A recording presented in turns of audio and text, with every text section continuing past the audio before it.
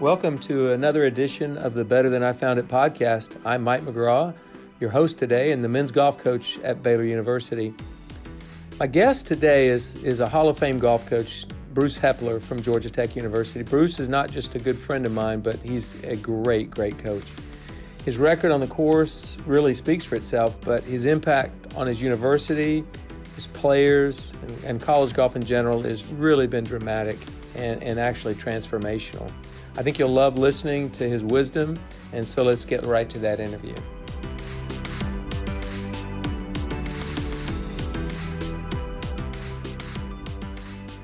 Okay, I'd like to welcome Bruce Heppler to the Better Than I Found It podcast today. Bruce, how are you doing? I'm doing great, Mike. How are you? I'm doing really well, just hanging out here in Waco, waiting for our golf team to get back. And I know you're not in Atlanta, Georgia. Where are you this week? We've decided to take a little road trip and start early. Obviously, with the ACC's decision this fall, we didn't get to do anything. So we've started a little bit early. And with the NCAA course no longer being a neutral site, we decided to spend a week out here in Arizona, enjoy some of the sunshine. And we're starting our spring season a little bit earlier. So we thought we'd do our qualifying out here. Well, that's a great idea. Now I know why I can't ever beat you, Bruce. You're always thinking ahead of me. I like that. Enough of that. Enough of that. Okay. Well, I beat you occasionally. I think we beat each other up pretty much about the same. So, but that is a good idea. I hope you're enjoying sunny Arizona this week. And so I'd like to begin by just kind of letting people know a little bit more about your past. I mean, I know very well your history and where you've been and what you've done. A lot of people that may or may not be listening may not know some of those things about you. So I know this. You played 1 year of college golf at Dixie College and then transferred to BYU.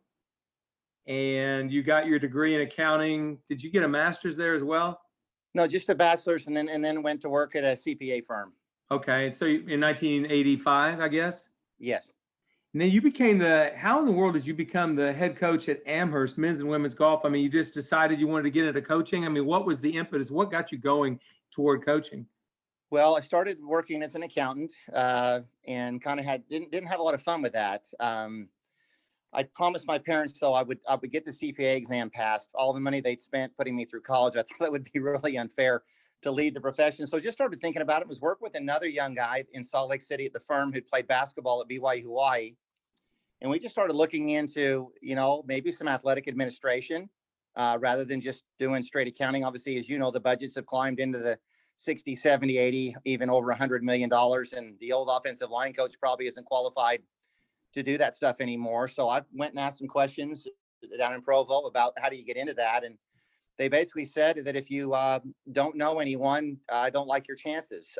They mentioned there were a couple graduate programs that might lead to something. And one of them was at UMass and the other one was Ohio U. And so spent a lot of time that fall, worked really hard and was fortunate enough to have passed the CPA exam, the all parts fully, which is probably one of my greater accomplishments. That's not a lot of people do that, but worked there for a year and got in grad school at UMass. So my wife and I loaded up the Ryder truck and towed our car back to Massachusetts and entered the master's program there for a year. Worked in the intramural department, making $52.63 a week, along with having my tuition paid for there. And in the middle of that couple weeks there, Tracy Mayer, a very famous Division III coach at Amherst College, came over and said, "Hey, I want to go on sabbatical." I guess they do those things at small liberal arts schools still. And does anyone want to coach my men's and women's teams? And I'll give you $1,000 a year for each of them. And I raised my hand with my $52.63. I'll take every dime I can get. So I was actually in grad school working in the intramural department and then took those jobs and with the guys and the girls. And Mike, that was really where my mindset started to change. I really enjoyed those young people. I took it a little more serious than they did.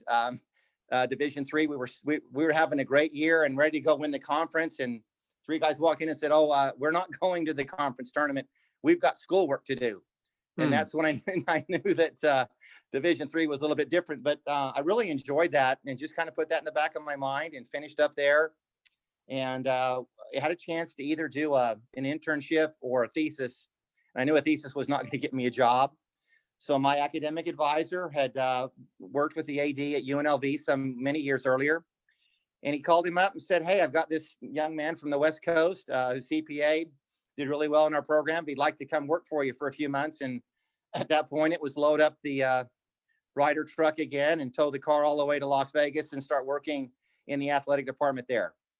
And that's Long how you answer. got to UNLV, and Yes. you spent a couple of years and got to know Dwayne Knight, and that must be kind of the genesis of how that happened. Yeah, it's a long and winding road, certainly. Well, what a great place to be in the 1980s in college golf. I mean, Dwayne was building a great program, and you got that opportunity. And didn't he put you in charge of his foundation for a few years or not? Yeah, that was really kind of the kickstarter to the whole thing. They started when he got there. The Las Vegas founders got very involved with the golf program there. They had been running the 3 professional events and were very instrumental in actually forcing UNLV to kind of move things in a different direction. So they decided to start a foundation, which was a little unusual outside of the university. And I raised my hand again and said, "I'll do the accounting for that." And accounting led from doing the accounting to actually get involved in running the event and helping Dwayne with that. And then one thing led to another. And I'd actually taken the team a few times in the hiring process. So before I knew it, I had 2 jobs and I was being paid for one. And we had some success early on in recruiting and some different things. And Dwayne actually had a couple options to leave there pretty quickly. And was fortunate for me, he thought enough of what I was doing, helping with things, that he went down the hall and said, "Look, I'll stay, but I want to hire this guy full time." And Mike, you can remember, probably at that time, I may have been the only full-time assistant golf coach in the country. There were others who were grad assistants, but I may have been the only one who was involved in recruiting and raising money and really doing it full time at that point. So they wanted to keep Dwayne around. So all of a sudden I moved from about 15 away from administration to help him full time. Well, it's kind of funny how that evolved, and it wasn't like it was a financial boon for you either. I mean, I know you were making, I think, $16,000 a year. Is that correct? That is correct. Yeah, that's what I made when I went to work at Oklahoma State. My wife was so thrilled that I got the offer from Mikkel to go to work there, and I was taking an $18,000 pay cut. She didn't know it until after we already moved. So I was pretty good about that. But you got to work with Dwayne, which is a great experience. And during that time, at least the 2 years I know you were his assistant, a young man named Eldrick Tiger Woods from California, Cypress, California, was burst onto the scene, and he was somebody you recruited. Tell me anything about the. We don't have enough time. No, really. I remember one of my first events that I went to was the year that he lost. I went to the one that he played. I think it was his first one at Lake Merced, and there were not a lot of us there. Our good best friend, mutual friend, Mike Holder, was there, and we kind of struck up a little bit of a friendship on the road, and he'd watch me do some stuff. And so all of a sudden you see this young kid, and it's as mesmerizing. It really was, Mike. It was the same experience that everybody had 2 weekends ago watching little Charlie play. Right. I mean, you really could not believe what you were seeing. I mean, it was so far superior to anyone else. So you just started watching it kind of, and I'd heard about this stuff at Junior World a little bit earlier on when he was younger. And I'm watching this, and every now and then I sneak over to watch another kid named Matt Todd to not let Mike know what I was doing. But I think I watched every shot that Tiger hit there, including he was not well the semis and lost to Dennis Hillman. And then Matthew Todd ended up winning the U.S. Junior that year, and we signed him at UNLV, which I think may have gotten Mike's attention a little bit about what we're capable of doing. And from that point on, I watched the next 3 that he played in. I watched every match. I watched every shot. And I've got stories of stuff that it almost make you feel like that putt against Bob May. I've seen 8 or 9 of those things where he almost just willed the ball into the hole. I'll tell you one. It was his last one. And he'd beaten Ryan Armour the year before pretty badly. And Ryan had swore he would get back and play him. And he ran into him in the finals. And by this point, that driver had gotten a little wild, and he kind of put it away most of the day. And I've never saw Tiger Woods one time in all those matches ever lose a hole. He had guys win holes, never lost a hole. And I think we're going down maybe 16 was a par 3, I think, or 15. And no, it was a par 3 16, and he was one down. I said, "There you go. He's going to win this, no problem." And he actually lost the hole to go 2 down with 2 to play. And there was a long par 4, and there was a bunker right in the middle of the fairway. And Ryan Armour did what he's supposed to. He hit his 3-iron short of there. Well, out comes, rips off the Tiger, grabs the driver, and he hits this thing almost 60 yards over the bunker, right down the middle. Ryan Armour hits his next iron shot about 20 feet. Tiger hits it to about 8 feet, makes it 1 down. They go to 18, and he just takes his driver, and it seemed like it was a 600-yard hole even back then, and smokes the driver. Ryan does what he's supposed to. It's his iron down the fairway. It's a 3-shot hole for most people. It's another iron shot, and Tiger goes at this green, and he ends up in a greenside bunker with about 18 yards of carry to a front right pin. And Ryan hits his wedge to about 12 feet right there, just like he's supposed to do. And he steps in that bunker, and he hits it about 5 feet, and he makes it. And we're going extra holes. And I'll never forget, I walked over to that tee, probably not supposed to be talking, and I really didn't think I was. And Earl Woods, who I had walked with hole after hole after hole. And Earl used to wear those headphones, so no one could talk to him. And he pulled them out, and he looked at me, and he said, "Boy, how'd you like to coach that for 4 years?" So it was, there were magical moments, Mike. His match against Mark Wilson was incredible. A match that he played against Tommy Bjerch-Andresen down at Bay Hill, some stuff went on there. So we could go on for a long time about that, but it was really wonderful to watch something that special, so much of it. Yeah, I was a high school golf coach at the time and watching it from afar. And Mike Holder once told me the first time I ever saw Tiger, he said he was the best player he'd ever seen in his life. The kid was 13 years old. And I said, that's not an exaggeration. I promise. He said, no, I knew he was going to be the best player I'd ever seen in my entire life for sure at that time.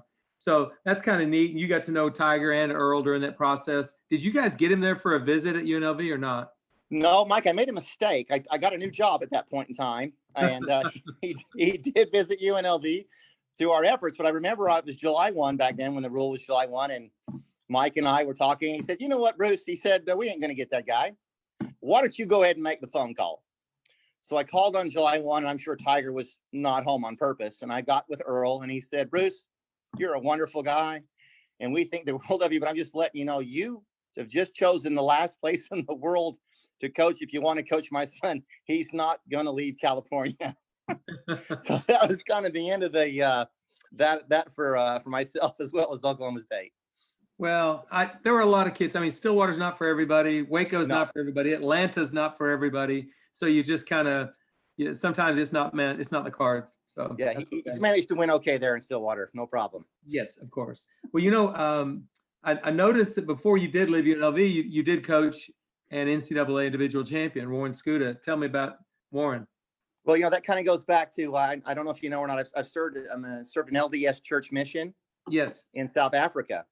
And so I spoke the language that Warren spoke, and he played at Junior World several years. And Carl Tucker was at BYU, and they'd spent some time down there, and Dwayne spent some time there. And so I went down there and watched Warren. Well, there were no rules back then. So I got on that phone about 3 times a week, made a call to Durban, South Africans, kind of spoke Afrikaans a little bit.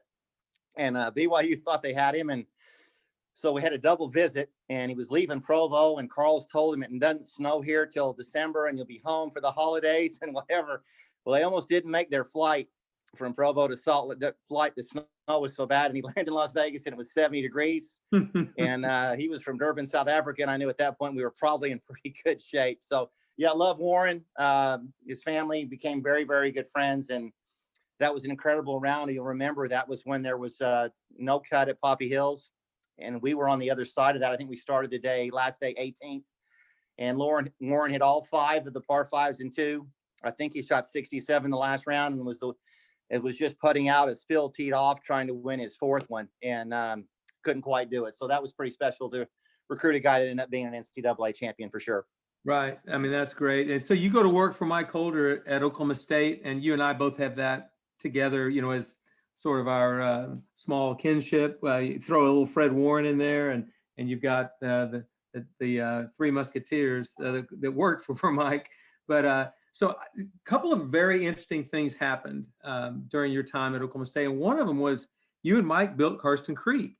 And I've heard a lot of stories, and Mike's told me a bunch of stories. I've really never heard you talk much about it. So walk through that process a little bit, because that's a wonderful, unique experience for a young assistant coach to get.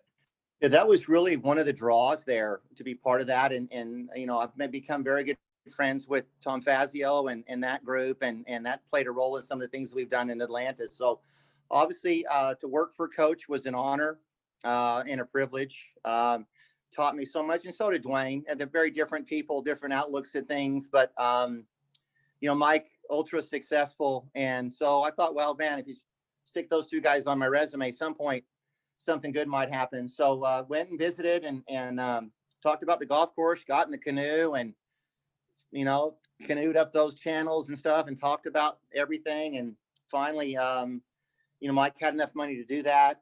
We walked that property with the briars and the snakes, and as you know, it was just straight nothing but blackjack oaks. And just to watch how that whole process worked, to watch Tom go out and look at a topo map and figure out where to put the greens and how many green complexes there are, and then just to build, you know, then to tie in the tees for that. And there were a lot of holes there that are so pretty that were really, they're just laying on the ground, and all you need to do is put a tee box and a green complex in. But that was a fascinating experience to learn that. Was part of the crew that, you know, kind of once you lay it out, then we have the survey crew, and was part of that. And we actually cut a 4-foot wide swath down the middle of every fairway, and was part of that with a machete. And there were days I wasn't real happy about that. But I did it anyway. And we staked a 100-foot thing every 100 feet we put a stake in. And then from there, at every 100 feet, you have to go out and put a ribbon on the edges to where the bulldozer then can kind of track down right and left and push everything in the middle. And that's kind of where you get the movement in the fairway. For example, go down a hole, and in the first stake, you say maybe 90 feet to the right, 130 feet to the left. You put a ribbon out there. Well, Mike, as you know, is fairly, trying to find the right word. Detail oriented? He's detail oriented. So he went out and bought a prism that looked 90 degrees in both directions. And the kids on the team helped us do that. And so I had a measuring tape tied to my right belt loop and one on the left. And I'd have the guys on the team with their ribbons, and I'd go 80, and I'd walk up to the little stake and go, that's 80 feet to the right, 120 to the left. And Mike would not let them tie that ribbon on that lamb or whatever until they were inside the prism. And we did the whole golf course that way. And when Tom found out, he goes, Mike, those are just estimations. You're knocking trees down. You're out of your mind. So remember doing that. We got it all done. And we started clearing. And as you know, 14 is the widest fairway at Karsten Creek. And there's a reason why. So it was a Saturday night, and Dozer, we started there because it was the closest place to get into. And they had cleared the first 2/3 of that hole, pushed it all into the middle. And in Oklahoma, you don't need a lot of permits. You can kind of do what you want. So it was about 6 o'clock. And I looked at Mike, and he just wanted to start a fire. And I said, Coach, man, we don't have any water out here. I'm begging you, tomorrow's the Sabbath day. I don't want to work. Can we please wait till Monday when the water truck's supposed to be here to start that fire? Promise me you won't come out here tomorrow. Yeah, okay.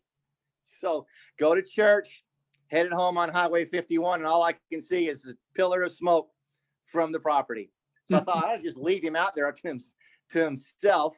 But I couldn't do that. He'd been too good to me. So changed my clothes, ran out there, and the wind had kicked up. So the big piles of trees in the middle, the fire had jumped to the wild grass out in the rough and started burning stuff. And I looked at him, and he had on his pink polo shorts and a white polo shirt. And he pulled off those sunglasses, and all you could see were the whites of his eyes. I said, "You're an idiot." He said, "Grab a rake and start stamping it down." And he sent his dad to Enid to try to get the fire truck. So that's a little bit of Karsten Creek, but it was a tremendous learning experience for me, Mike. As far as irrigation, you know, we ended up building our own facility in Atlanta, and that stuff really, really came in handy. And, you know, it's funny, you know, sometimes he doesn't, you know, I think the world of a man. Sometimes it's hard to get a compliment, I guess. It just, you know, it's expectations. And I think that's all good. And I've learned that. But I remember, you know, when the NCAA was headed back there again, you know, we missed. And I was so excited. We had a really good team. They were young. We missed by a stroke. and he called me and he said he's sorry that we weren't coming. He said, I would like to have kicked your fanny in the finals. And I said, well, coach, I feel bad. I've been telling my guys about this course and what we've done. And he said, that's where you need to really kind of tear it up a little bit. He said, I want you to know, everybody knows, and I know you and I built this place. And I'll always appreciate the time that you and the effort you put into that. And to get that from him was pretty rewarding. That's really cool. Mike is not one to pass around compliments freely or, to in great amounts or great numbers. But I know that must have felt pretty good to hear that from him. That was great. Well, but I do have another story. This is, to me, literally a perfect moment in Stillwater, Oklahoma. So he put you in charge of being a travel agent for the team, getting all the tickets, doing the vans, doing all that. Can you talk about like the most stressful time you ever had when you had that happen? That's easy. As you know, you're a young coach, Mike, and what are you looking for? You're looking for responsibility, right? For sure. For sure. So he finally entrusted me with the tickets. And as you know, from having worked there, sometimes you fly out of Tulsa and sometimes you fly out of Oklahoma City. Where in Atlanta, it's pretty easy. If we're going to one place, we're going to Hartsville. So not a lot of decision making. So had the tickets first time ever. We're going to the preview in Columbus in the fall of '94. And I've got my tickets and I'm sitting up front and I'm in charge. And so we drive over, and for some reason I decided we were flying out of Tulsa. So pull in there, and Mike's driven the van, and he always takes it to long-term parking, and then we go in and get the tickets. So TSA doesn't exist, and it's a little looser back then. And I walk up to the gate of the ticketing counter, and I see this flight to Columbus, but it's like an hour different than what's on the ticket. And I was like, man, is the flight delayed? She said, no, let me see those tickets. She said, young man, these tickets are from Oklahoma City, which is now about 2.5 hours away. So I didn't know what to say. And I just, something came to my mind. And I said, ma'am, have you ever in your life met the Grim Reaper? And she kind of looked at me and she said, no, why? And I said, because ma'am, he's in long-term parking and he's going to be here in about 10 minutes. And if you don't fix this, we're both in a heap of trouble. So luckily for me, we went ahead and got him changed and we're able to fly back in. But the story continues, because at that point he said, well, I can't give you anything to do. You're not responsible. I'm now taking back the tickets. So we're headed to Hawaii in January. Have you sent a Christmas card to that lady at the ticket counter every year? I should have got her name and sent her a check every year is what I should have done. So now it's January. We're headed to the Big Island. And I'm in the back in the van, and Robbie, his wife, is attending the tournament. So she's up front with Mike. And I can hear her every now and then. And it's, Mike, you sure we're going out of Oklahoma City? You got the tickets? And she's just riding him for about 35 miles. So we passed the Oak Tree exit. And all of a sudden, she reaches down to Mike's bag that's in between the seats. And all of a sudden, guess where we're supposed to be flying out of? Tulsa. And all of a sudden, he whips that man around the middle of the median, about rolls it over and drives 120 miles an hour to make it. And I think I sat in the back of that van and I laughed for about 2 hours that it got him back. Yeah, but see, both of you were resourceful and you got it done. We got it done. That's what I learned there. How to get it done. Which is great. So interesting. You and I could sit here and talk for hours just about our time in Stillwater and just the stories and all of that. So I wanted those couple stories to be told because I thought they were interesting and fun. And I do want you to talk about the 1995 NCAA, because at the time you had already, I believe, interviewed for the job at Georgia Tech. Is that correct? No, they did not. Coach Blackman kind of resigned or left the week of the NCAA. He told his team on the way up there. So no, I had not spoken to them until it was a week or so even after we returned from Columbus. It was getting ready to work golf camp before they even called. So you didn't know you were working your last term at Oklahoma State? No, I did not know that. Okay, but you did have a great team. Obviously, you had Alan Bratton and Chris Tidlin and Leif Westerberg and Chris Cox and Trip Keeney. I mean, those guys were all first-team All-Americans, had won everything in college except for the NCAA championship while you were there. Yeah, correct? It really started, to be honest with you, in '94 at Stonebridge. We thought we had the best team. We're playing Trip Keeney's home golf course. As you remember, Trip drove the ball about as well as anyone I've ever seen. And that year, he'd not had a penalty stroke with his driver. And we're second practice round in the morning. Off comes the head down the driving range. And now we got to find a new driver for a guy that was pretty awesome. I think he hit 3 out of bounds during the tournament. And all of a sudden, Stanford kind of had the, the magical journey of shooting one of the lowest scores ever. And if you can go back to that scorecard, I believe there was an 80 posted by a Cardinal every day, including William Yanagassawa was 82 or 84 on the third round, leading into his 64 the last day. And so now these guys who'd redshirted, waiting for Tiger, win it a year before he shows up. So now you add him to this group coming back, and we've got everybody back. And so it's kind of mano a mano, for an entire year. And that's a special group to be part of. I don't know how much you want to go to and the tournament and what happened and those kinds of things, but great guys. What I really appreciated there, really, well, Adam, I'd say Alan and Chris were both there when I got there. And, you join a new group, and you're never really sure if you're going to be accepted or not. And those two guys really made me feel wanted and there. And we remained great friends to this day. Obviously, a little more touch with Alan because he's coaching. But those two guys really, they redshirted that my first year there and really, really made me feel welcome. And I'll always appreciate that. Yeah, that was a special group of guys. I think they were all academic All-Americans, all All-Americans on the golf course, and you guys walked out of the Scarlet Course that day with the national championship trophy. Really, what was the first sudden death playoff in the history of the NCAA championship. But part of that playoff is what's really interesting because you weren't there to see it. So no, I was there. That's the misnomer. Okay, all right. Yeah, we found a ride for Leif to the airport. And so I had walked with him that day. My job that week was to walk with the Swede. If you'll remember, there was only one coach permitted to coach and give advice. Right. So I was told just walk on the cart path and encourage the guy from there. So first round doesn't count. Second round doesn't count. Third round doesn't count. So Mike goes, "Are you going to get anything out of this guy this week?" And he turns in 38, and I go, "Well, 0 for 4." And the dude manned up and made 3 birdies on the back and shot 71 and counted. And his last putt just kind of went in right before another one of the delays. So I said to Mike, what do we do? He's got this $1,800 ticket to the British Am. He said, "Look, Bruce, I'll tell you right now, we're not in first place. We have not been in first place all week. If you're telling me when this is all over, we're tied and we're in some playoff, we'll go play with 4 guys, get him a ride to the airport." Okay. So got him in a car and watched it finish and kind of went back and watched Alan birdie his last 3 holes of regulation and kind of dodged a bullet with Noda and Tiger at the last hole with 10, 12 footers, maybe only 10 foot ever saw Tiger miss. And so next thing you know, we're in a playoff. That was amazing. And then Alan, obviously, birdied the first playoff hole again. So last 4 holes. Yeah, made about a 35-footer. You talk about a secure legacy as far as how you finished your career out. That's pretty amazing. But so you win the national championship. You're on top of the world, and you get a call from Georgia Tech a week later, correct? Yes. So before I move on there, was when you got the call, were you pretty much in your mind thinking this is going to happen?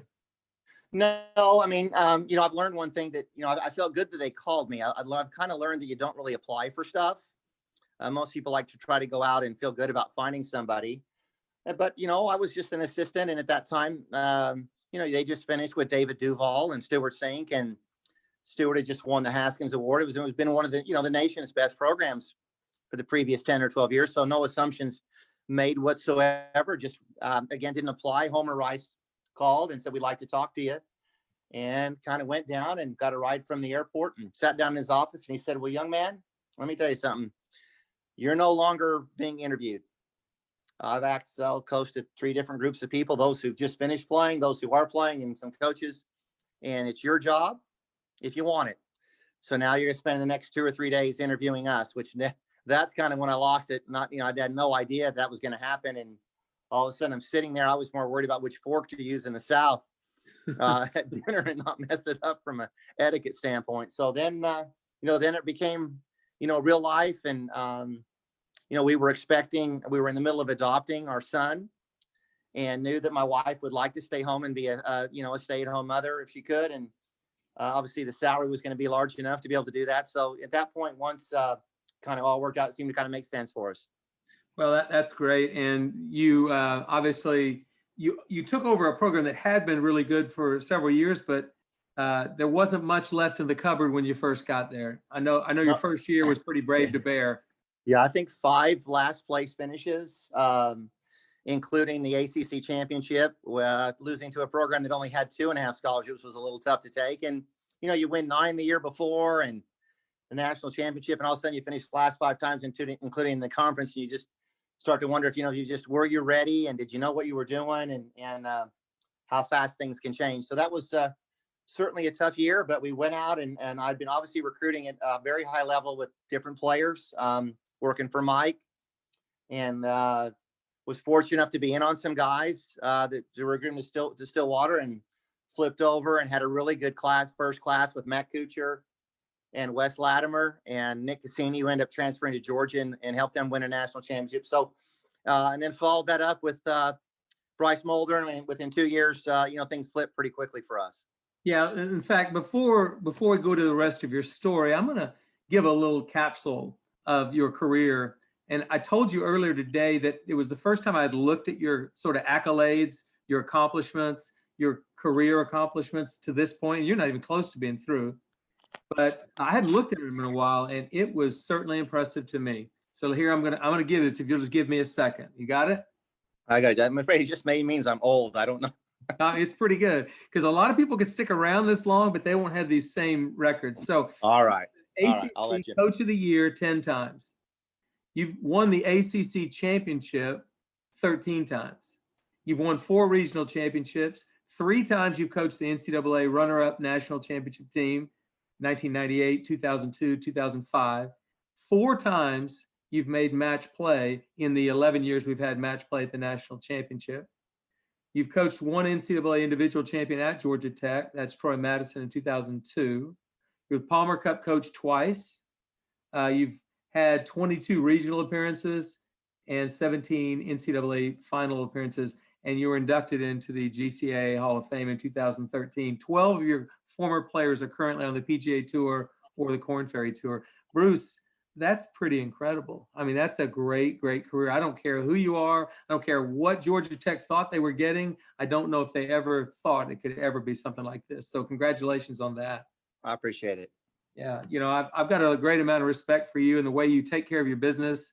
If somebody told me, who would you trust with your life, and you had one guy, I think I could throw you in that mix of somebody that I think you do it the right way. I love the way you do it, and you've been hyper successful for a very long time, and you've got a great team again. So anyway, I wanted those people at Georgia Tech who are still around that remember you being hired. I can't even imagine they thought this was possible over the time you've been here, but that's really an amazing record. So thank you. You bet. Well, and I didn't mean to embarrass you. I just kind of wanted to make sure that the people listening understood the totality of all of the things you've been able to accomplish. And I know it's been the players' accomplishments. Those kids have done it. Certainly. Yeah, they've done the work. You recruited them and you coached them and you motivated them. So that's what I want to do before we move on to some other subjects I've got. My assistant coach, Mikkel, had a request. He wanted me to ask you, tell us your coaching style. I know you coached for Dwayne Knight, and you said Dwayne and Mike Holder were very, very different. I'm sure you've morphed together some of the things you learned from both. But what is your coaching style? How do you go about helping guys get better? How do you motivate players? What is your style, Bruce? Well, let's just try to put that all together. Mike, I think the first thing I've learned is this is really a self-esteem battle. We all do a lot of losing. What I guess what appears to be losing. When every other team plays against in a competition, maybe other than cross country or something, half the people leave there happy.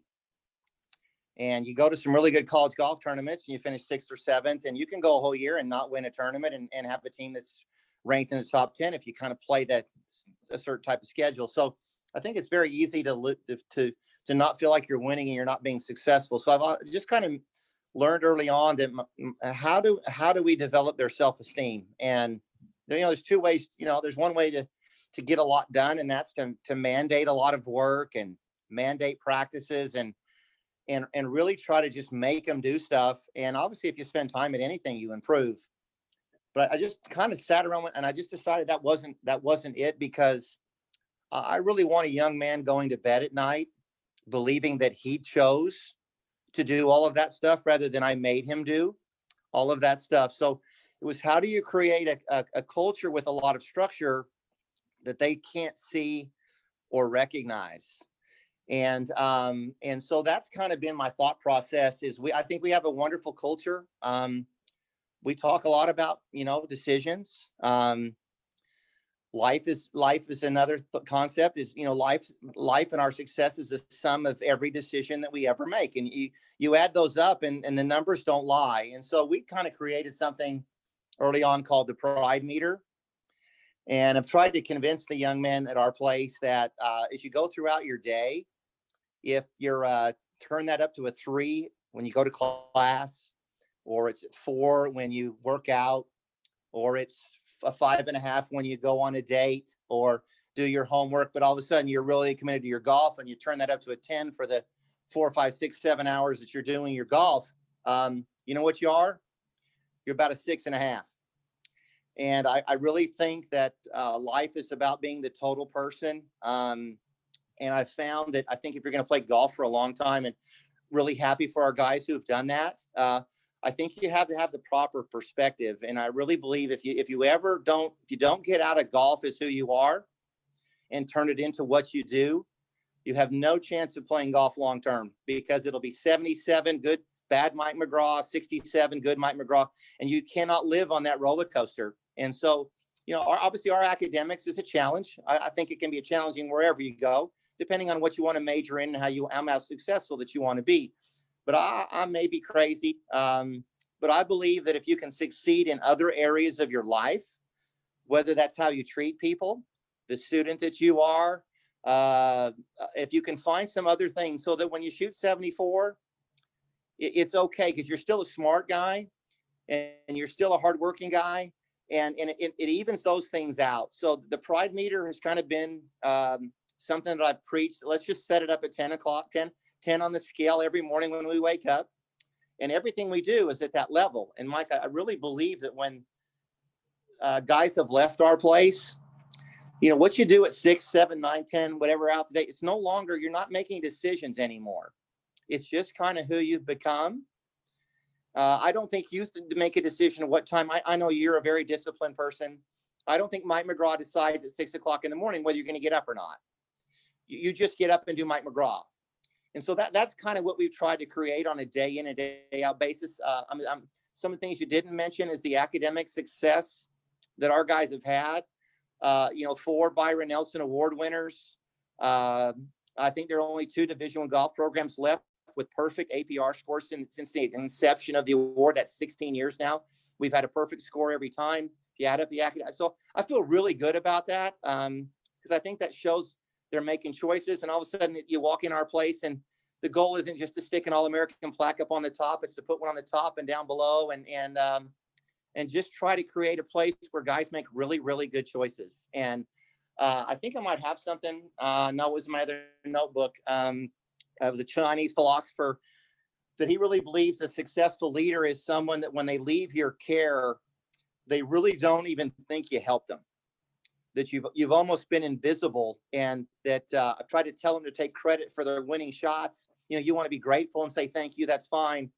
But it's just been a methodology of trying to convince them that everything that they do and every success they have is not because of me or Georgia Tech or where we play or whatever. It's because they did the work, they hit the shots, and they made the putts, and I had nothing to do with it. So that's just kind of a general idea at tournaments. I'm a big believer in have a really great practice round.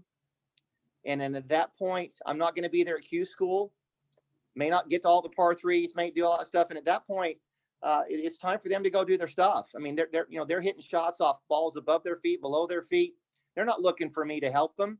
And we walk up on a par 3, and there's a perfectly flat tee box, and put on a tee, and I can look around and look for Coach Heppler to tell him what to do. And so I've been very much into try to being self-determining program, and you go ahead and make your decisions. And when you're successful, you can feel good about that. Maybe a long answer, but that's kind of probably most of it.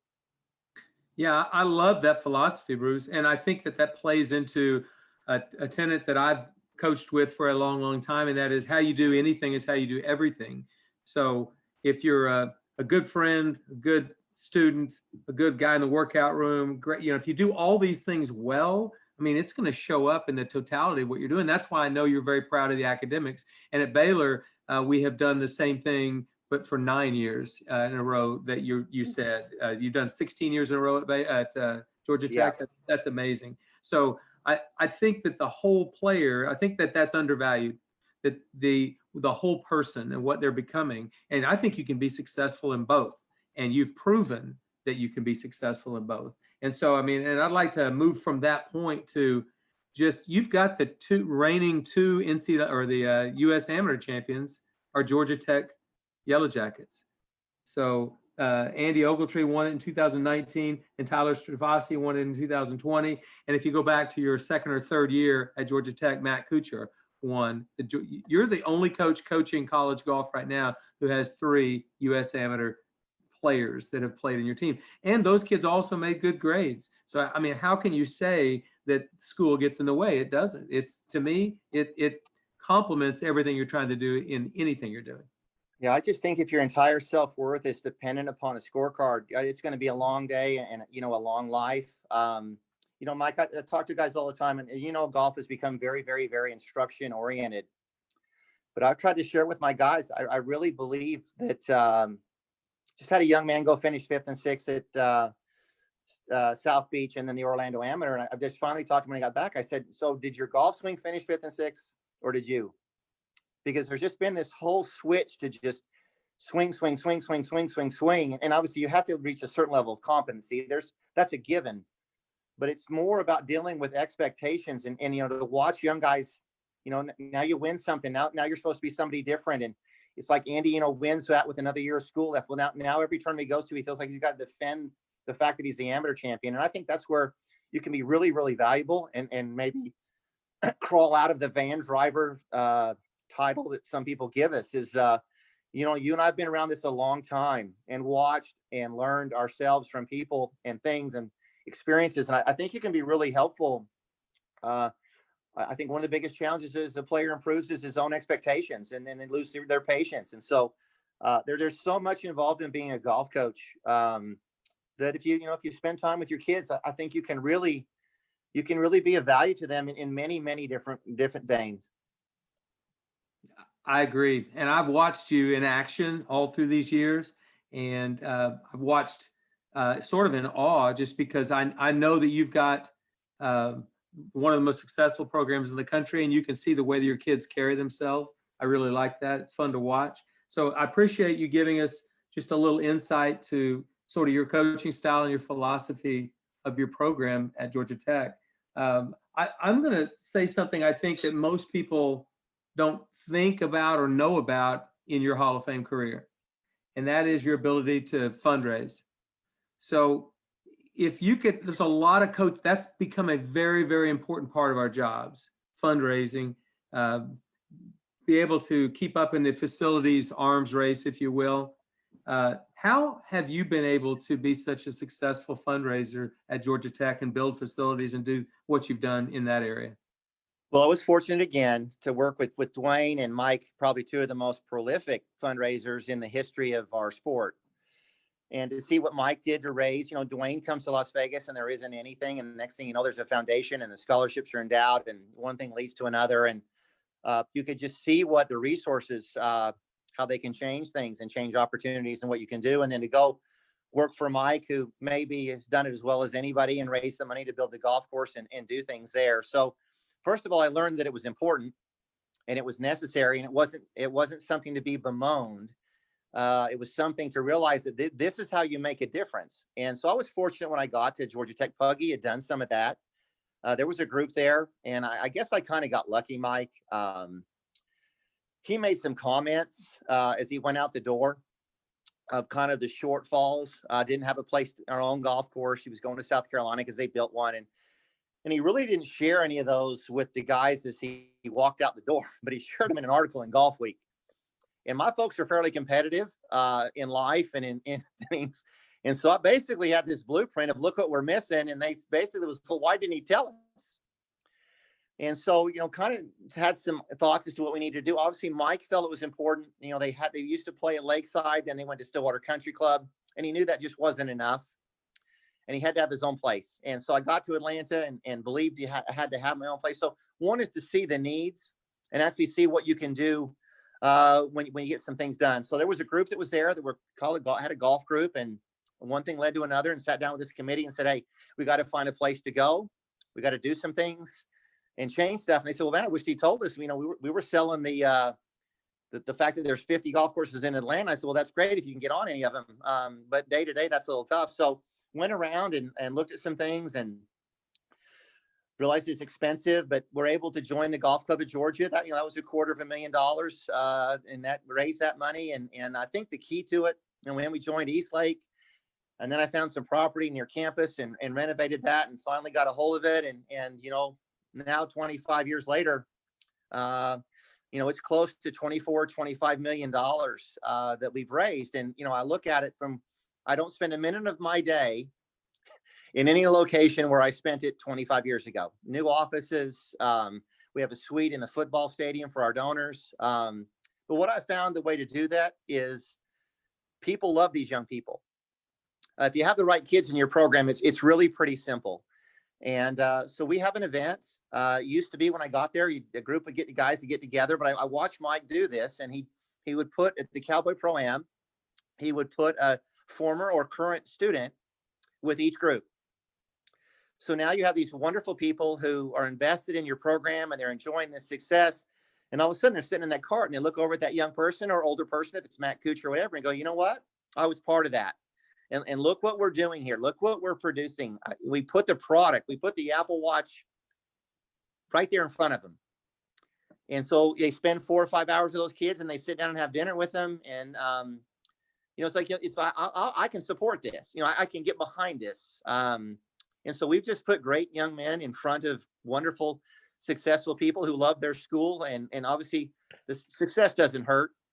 But first, it's the vision to think, who would have ever thought 25 years ago we would be members where they play the Tour Championship, full status, and belong to one of the finest clubs in Atlanta, the Golf Club of Georgia, and now have a $16 million practice facility that's 5 blocks from campus in the middle of downtown, that now that property might be worth $30 million. I mean, we're for some guys with some vision, but I think the key is having these wonderful young men succeeding in the classroom and on the golf course, be around these guys that love their school.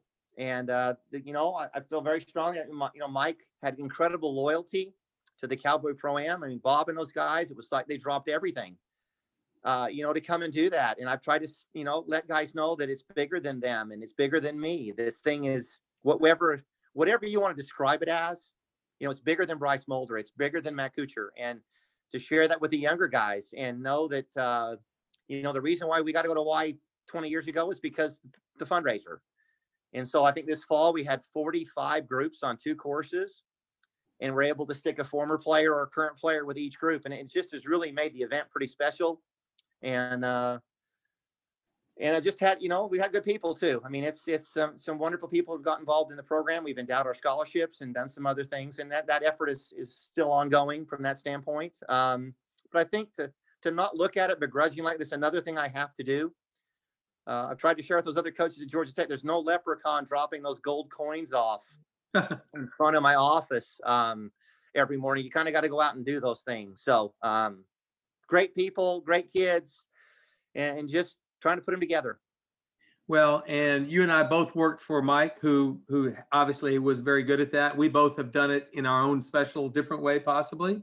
But I wanted other people listening to this to understand that's part of a college golf coach's job. And that doesn't make you a CEO, but it does make you something along those lines. You have to go out and raise the capital and do the work and to build the relationships and do the things to build the infrastructure for a strong program. And I don't think a lot of young coaches understand that's a very important thing, especially going forward financially. It's not like money's just, like you said, falling out of trees. You've got to go get it. So. No, I think there's some real concern from some of the guys that I'm friends with about, what's the future of this?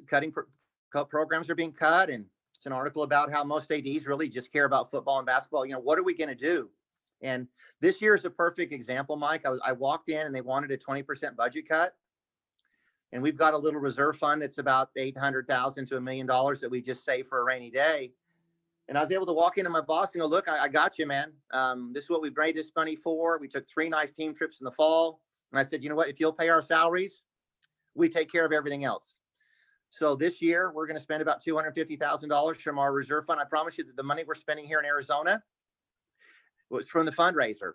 This is not just extra money that Georgia Tech's got lying around. We've got the same problems that everybody else has, but my boss appreciated that fact. And so my goal was, learn from both Mike and Dwayne, is you don't want to ever sell something that you can't keep in place. You don't sell kids something and then a year into it go backwards. And so we've been able to do that this year so far. We didn't get to play in the fall, but we had 3 nice team trips, and now we're here at Arizona, and we've got a wonderful spring plan. We're trying to be as careful as we can with the virus and do some things, but really this whole spring that we're going to be engaging in is all done with fundraising dollars. And that is amazing. I think that's wonderful. One, that you were able to go out and raise the money and continue to do that, but 2, that you would walk into the office of the athletic director and say, we got this, we can handle this time. And so that's really amazing. So let's talk about your spring schedule. We know the ACC and the Big Ten and the Pac-12 didn't get to play golf in the fall. So Big 12 and the SEC did. So we know you guys were looking at us wishing you could be playing. But it looks like you're going to play this spring. Where do you guys start? And talk to me about your spring season. Yeah, an effort to kind of make up for what happened. We were looking at having a couple of U.S. Amateur champions back and Luke back, and I wanted to create a really nice year for them. And so we kind of committed to a lot of this before. The second disappointment was just a little too much for everybody. Obviously, we had a really good team last year, didn't get to play. And then we canceled the fall again, and they've chosen to go on and have created some great opportunities for themselves. But we've added a couple of events to kind of make up for the fall. Trey Jones has been kind enough to host us down in Panama City. The ACC tournament now is going on a rotational basis rather than always up at Old North State. So a year from now, we'll be going to Florida, down to Panama City. So Trey's offered to host us there Martin Luther King weekend. So that's something new for us, which is why we're starting early with qualifying and stuff. So we'll play down there, come home. Michael Beard was kind enough to hold us a spot. So we'll have a chance to play on the Golf Channel, hopefully, out at North Ranch after that. So those are 2 before we usually go to Hawaii. We're going to stay in LA and then head on over, hopefully, to Kona. My son actually is on his honeymoon in Honolulu. So I know you can get to Hawaii right now. We'll see if we can still get there. Again, obviously the world is very uncertain and we don't know things, but want again to provide the experience that I promised these young people when we recruit them about where we play and what we do. So go to Kona, come home a couple weeks, and then fly back to Palm Springs and play in Wyoming's tournament at the Classic Club. I've heard it's a great golf course. So go home for a couple of weeks and play there, and then come home. Going to go down to an event that's kind of been around a long time, to Linger Longer, play down in Lake Oconee, which is a little band ride for us, and play down there. And then turned around and we got lucky. Spring break fell on Stanford's tournament in Palo Alto. So we're going to go to Monterey for 4 or 5 days ahead of time, and then head on up to Palo Alto and play there, come home for a week or 2. And we didn't get to play last year. There's a neat event down at Calusa Pines in Naples, and go down and play kind of a little small tournament there, get warmed up. And then obviously we're looking forward to having the ACCs in Atlanta at Crabapple, and then hopefully some postseason. Boy, that's a great schedule. And you get to fly a bunch too. It's not like you have to drive everywhere you go. No. And, we're being careful. Obviously the contact tracing is a big challenge, as you know. So there were, 10 of us in everywhere time we go in a car, we've got mask and a shield on, same on the plane. And we go out and get all their meals every night. We don't go out to dinner. Trying to follow all of those recommendations. Guys all have their own hotel rooms, so no one's with anybody, so that watch how the carts are done and kind of learn something from our football coaches. Follow us to create these small groups so that you don't lose 5 guys with maybe somebody testing positive. So we're trying to do the best we can to keep the kids safe and do the things to kind of keep them very, very distant. And I still feel like I'd rather be in control of where they're spending their time and making some decisions for them as to where they are. And we've got them. And we have a great group, Mike. Obviously, they were heartbroken last March. Maybe had arguably maybe one of the best teams we've ever had and didn't get to finish that. And so they'd already lost a postseason. And they understand that the way they take care of themselves and where they spend their time and how they go about this, being careful. I've told them beginning of the year, this season is on y'all. That we've got the money, we've got permission, got some great things to do. But if you're not willing to sacrifice your social life and those kind of things, then it all might get blown up. So they've been great so far, and I think they understand what's at stake, their health as well as our season. Yeah, that's amazing. I think when you obviously you probably have team leaders that are leading the surge on that to try to get guys to do the right things, and that's great that they'll do that. So you didn't get to play in the fall, but you did do something in the fall. So can you describe anything creative that you did? So some coaches might not get to play this spring. Some of the smaller schools, maybe mid-majors, I don't know who would not get to play, but what are some of the things you guys did in the fall that were creative to keep their interest? Well, we were fortunate again with resources. And so we went ahead and took 3 team trips that, guys who don't usually get to go, as you know, that can be a very heartbreaking experience for number 7 or number 8 some years, right? You don't hardly even get to play. So we got permission and we're really careful. And we went down and spent some time at Sea Island and played some rounds there as a team. So that everybody got to go just to try to keep, the team together, keep them engaged in what we're doing. And then we took another trip down to Lake Oconee and played a couple days down there. Obviously, as long as you don't miss class, you can kind of go more than you used to. And then we went up to the played at the farm a couple days and the honors course in Chattanooga. So we really kind of had 3 team trips where we competed and kept score, and they created some team games and some competition within themselves. So I really felt like it kept us engaged as a group. I had a great semester in the weight room. I think because we kept them together. I think if we just kind of let them go or stay home or be on their own, I don't think we would be where we are with my team right now. I think they've gotten very close. They know those guys aren't here anymore, and it's their turn and it's on their shoulders. And I think these trips in the fall, again, having the money to do that, obviously I understand not everybody doesn't, but I think that was really critical to whatever this group turns out to be this spring. Well, but even if you didn't have the resources, you still have the ability to get guys together and keep them engaged, keep them working regardless. So regardless of if you get to take a big trip or if you have to do it at home, just keeping guys interested, keeping guys motivated. Yeah, even though the classes were online, most of them and stuff, and they didn't really, I know some people just let their kids go home. Our guys live in some apartments across the street from the practice facility, and we were fortunate that we were able to keep it open. They didn't want to go home. They really like each other, and they realize they're going to get better around each other. And so really from that standpoint, the day-to-day, from the lifting to everything else was like nothing really changed. And that was really positive for our group, I think. That's great.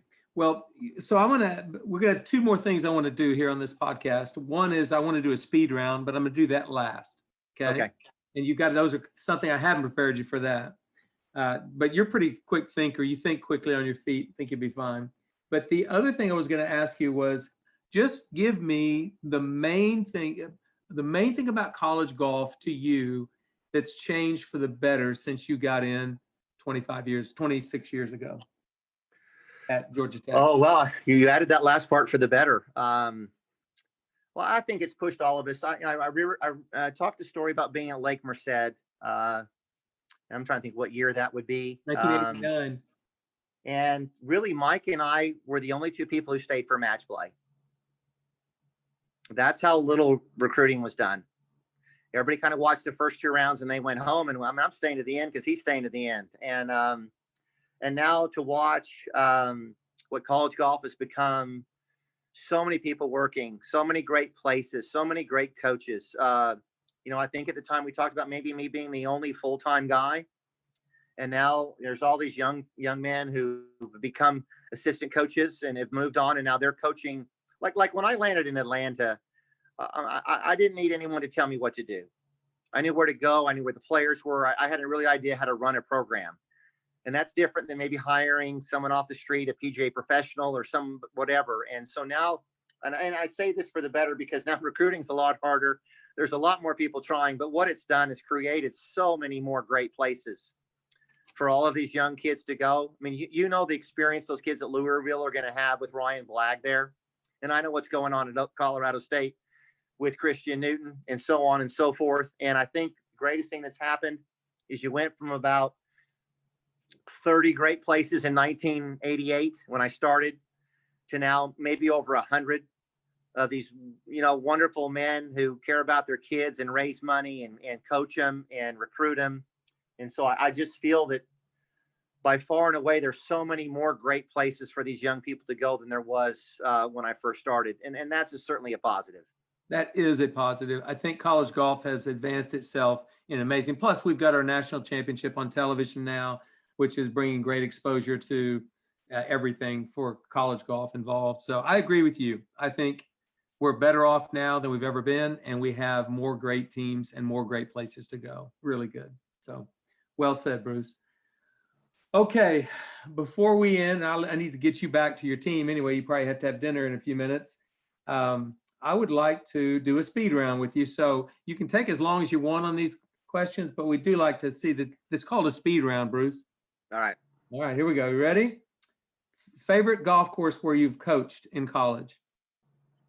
Wow. Well, sorry, Cypress Point. Okay, Cypress Point. Very good. Favorite golf course. Sorry. I had some seafood? good choices. I'm sorry. Steak or seafood? Steak. Eskimo Joe's cheese fries or Outback Awesome Blossom? Oh, Eskimo Joe's cheese fries. It's not even close. Okay. And those will kill you if you eat too many of those. It doesn't matter. Yeah. Best putter you've ever coached? Bryce Mulder. Best driver you've ever coached? Troy Madison. Very good. Shawshank Redemption or Remember the Titans? Remember the Titans for the 15th time. Oh, I'm with you. That is a great show. All right. So would you rather go an hour on the Stairmaster on level 18 or eat a side of broccoli? I'll do the workout. I knew you would. You still don't eat green, do you, Bruce? No, zero. No greens. Any superstitions? No, not really.